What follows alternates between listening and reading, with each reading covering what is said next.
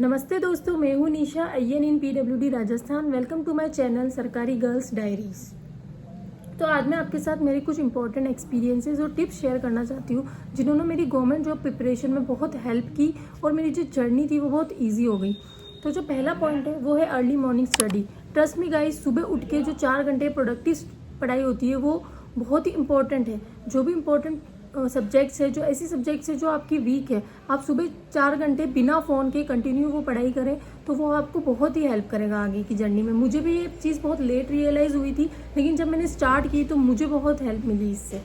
जो दूसरा पॉइंट है वो है नेगेटिव न्यूज़ से दूर रहें। Paper leaks, paper delays, paper result delays, ये जो नेगेटिव न्यूज़ होती है वो स्टूडेंट्स को बहुत इफेक्ट करती है। उस न्यूज़ की वजह से कई बार हम इतना डिस्ट्रैक्ट हो जाते हैं कि हमारी पढ़ाई इफेक्ट होती है। जैसे कि 2020 में जब मेरा JN का पेपर था तो मेरे 105 मार्क्स थे और मैं श्योर थी कि मेरा सिलेक्शन हो जाएगा और मैं बहुत खुश थी।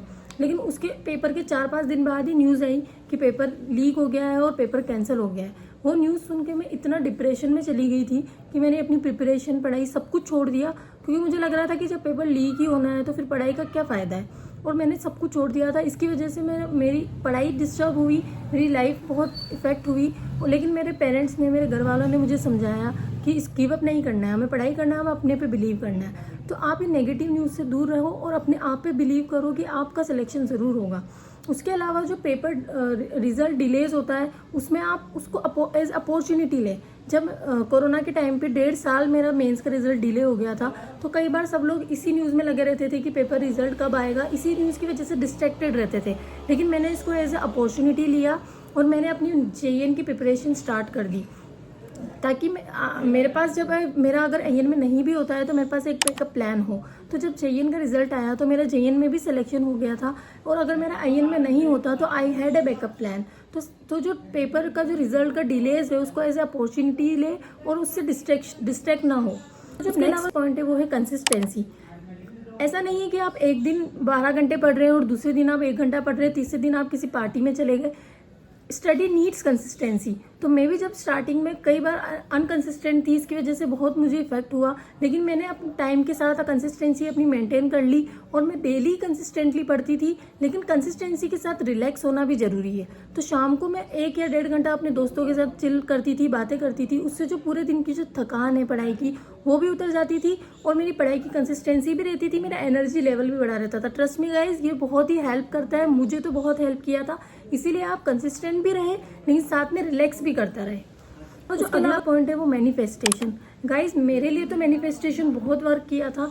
जब मेरा प्रिपरेशन में करती थी तो मैं रोज़ मैनिफेस्ट करती थी कि मैं पापा को बोल रही हूँ कि पापा मेरा सिलेक्शन हो गया है, मुझे PWD मिला है। और एग्जैक्टली यही हुआ। जब मेरा सिलेक्शन हुआ था मैंने पापा को बोला कि मुझे PWD डिपार्टमेंट मिला है।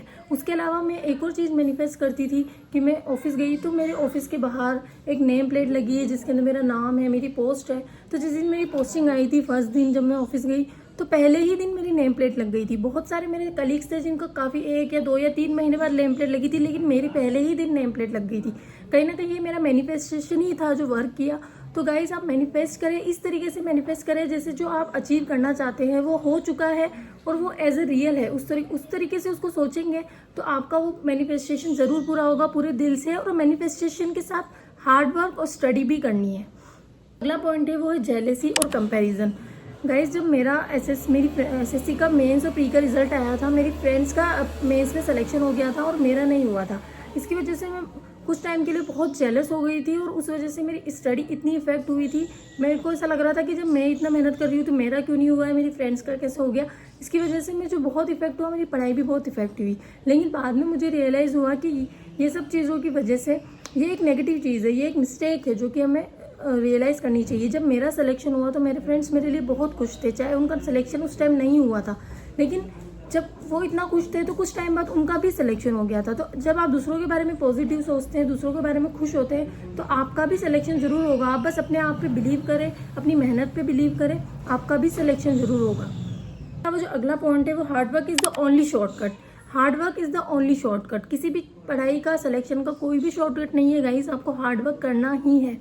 मैं जब पढ़ाई करती थी तो मैं लाइब्रेरी में सुबह जाती थी और लाइब्रेरी से 11 बजे वापस आती थी।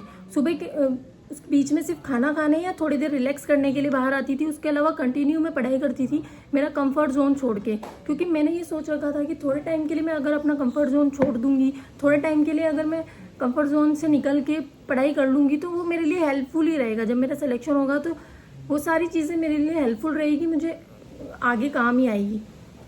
तो इसलिए हार्डवर्क पूरा करें। जब तक आपका मेंस का पेपर नहीं हो जाता, पूरी मेहनत से, पूरी डेडिकेशन से, पूरी सिंसियरिटी से पढ़ाई करें। आपका हार्डवर्क का रिजल्ट आपको जरूर मिलेगा।